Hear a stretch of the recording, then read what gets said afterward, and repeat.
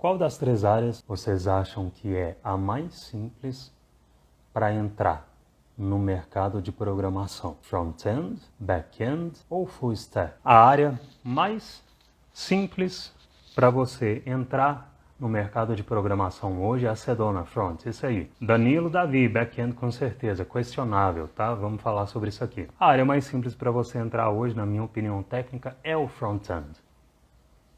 Para você começar e entrar no mercado de programação é o front-end. Por que vocês acham que é o front-end? Por que vocês acham que o front-end é a área mais simples para um aspirante a desenvolvedor, para um aspirante a programador entrar no mercado? O fato é o seguinte, o front-end é menos complexo do que o back-end. Isso não significa que o front-end não seja complexo, mas em comparação com o back-end é menos complexo. Um exemplo que vocês citaram aí é a questão das regras de negócio. Regra de negócio geralmente não fica no front-end. Só que para eu falar, para vocês caírem a ficha disso, eu preciso dar um exemplo, né? Então vamos lá. Pensa aí num aplicativo de um... Vou usar aplicativo não, vou usar a aplicação mesmo. Você está usando a versão web de um banco. E aí, nessa versão web, você está lá no seu navegador e ela tem uma opção para você pegar R$100 emprestados do banco.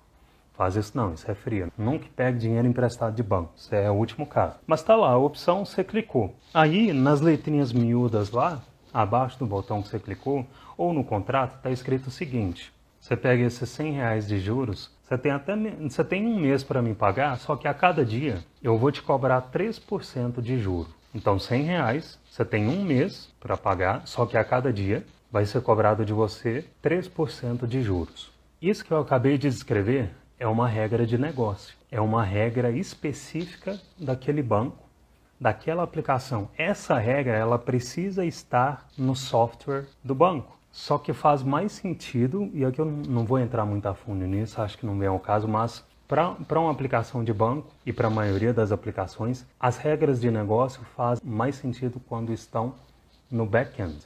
E aí, esse é um motivo pelo qual front-end é menos complexo que back-end, porque front-end, geralmente, 99,9% dos casos, você não vai colocar regras de negócio no front-end, tá? Elas não vão ficar lá. Pode até ser que tenha uma ou outra, mas geralmente o lugar delas é o banco de dados. Um outro fator é o seguinte, o front-end, ao contrário do back-end, o front-end tem 3 linguagens: HTML, CSS e JavaScript. E quando eu falo isso, algumas dúvidas surgem na cabeça de quem está começando. Por exemplo, como assim 3 linguagens? Eu não tenho que aprender React? Não tenho que aprender Next, TypeScript? Sim, mas essas são tecnologias que orbitam em volta dessas linguagens. Na verdade, que orbitam em volta do JavaScript, né? Então, o JavaScript, HTML, CSS e JavaScript são as 3 únicas linguagens no front-end. Por quê? Porque o navegador só entende isso. O navegador não entende JSX, que você usa lá no React, não entende TypeScript, não entende Angular, Vue, nada disso. O navegador só entende HTML, CSS e JavaScript. Já no back-end, você pode usar JavaScript no back-end com um Node, né, que é um runtime. O que é um runtime? É uma plataforma, um ambiente para você rodar JavaScript no back-end, mas existem inúmeras outras linguagens também. Então, você tem, sei lá, Rust, Python, C#, Java. Disclaimer, muito importante, não quer dizer, eu estou falando tudo isso aqui do front-end, mas não quer dizer que ele seja menos importante, tá? Não é esse o ponto aqui. Imagina, o usuário abriu uma aplicação web de um banco lá no navegador e o front exibiu o saldo errado da conta dele. Dá ruim, não dá? Pois é, então não quer dizer, ou você deixar uma aplicação lenta no front-end, então isso não quer dizer que o front-end seja menos importante. Eu disse que o front-end é menos complexo que o back-end. Por quê? Vamos falar de um pouquinho da complexidade que é ser um dev back-end hoje. Como dev back-end, você vai ter que cuidar de banco de dados. E não só banco de dados, você vai ter que aprender a lidar com servidor. Tá? Ah, Roger, o que é servidor? Simplificando, tá? Servidor é um computador que armazena arquivos. É isso. Você vai ter que lidar com leitura de arquivos, file system.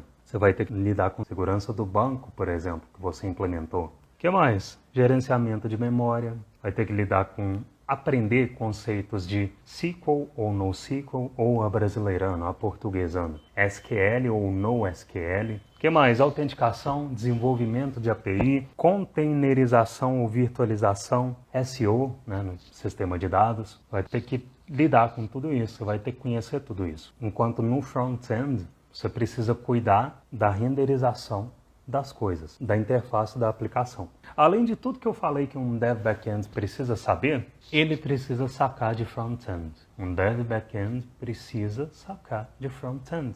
Não tem como fugir, não tem para onde correr. Por quê? Porque o front-end é a base da web.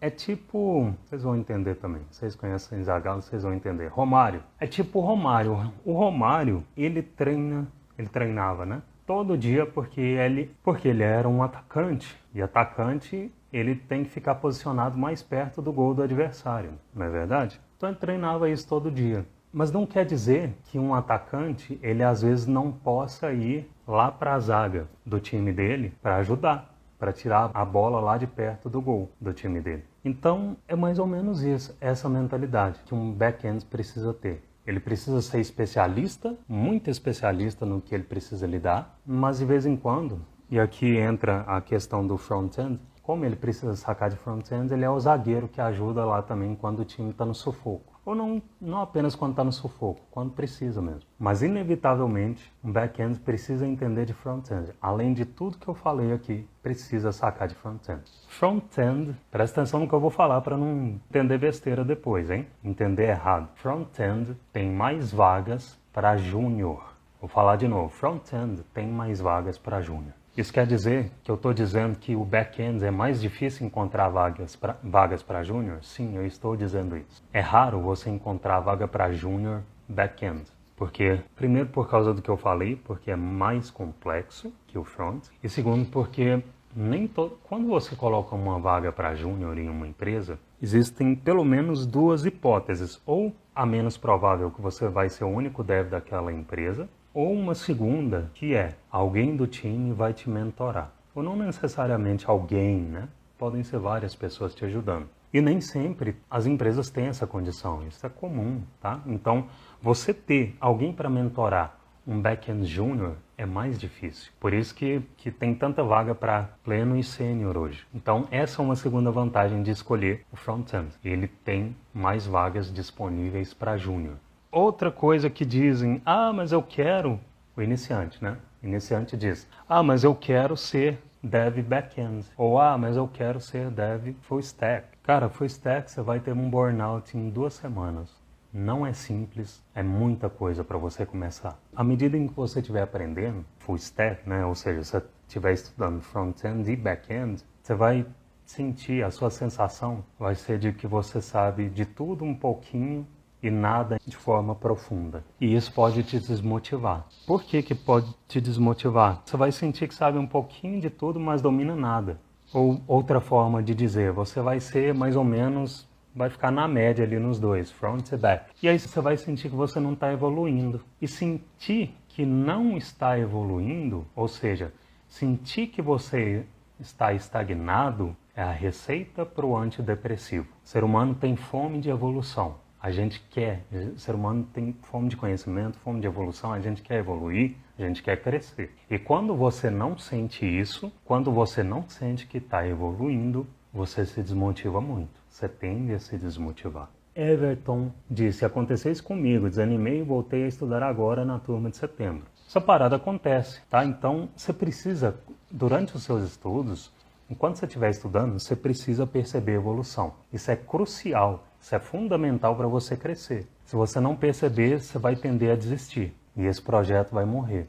Então, você escolher ser focado no front-end, que é o que eu estou propondo aqui, traz esse efeito colateral de você perceber que você está evoluindo. Porque é mais fácil quando você foca em uma coisa só, você ter essa percepção de progresso. Esse é um efeito colateral, esse é um benefício de você focar no front-end no início. Resumindo, o que eu faria se eu estivesse no início se eu quisesse ser um back-end ou um full stack? Eu focaria no front-end primeiro. Por quê? Porque Front-end é a base de tudo na web. Mesmo que você cuide do back-end, você vai precisar do front-end. Você vai precisar sacar de front-end. Não tem jeito. Então, eu começaria como front-end, ficaria mais ou menos uns 2 anos ali como front, me monetizaria, né, porque essa é uma parte importante. Tem muita gente aí que não pode se dar o luxo de ficar desempregado ou ficar no emprego atual que está e quer mudar de carreira ou quer conseguir a vaga. Então, nesse tempo no front-end se monetizaria e aí você poderia estudar back-end enquanto isso em paralelo, na sua casa, por exemplo, tá? Se os estudos de back-end não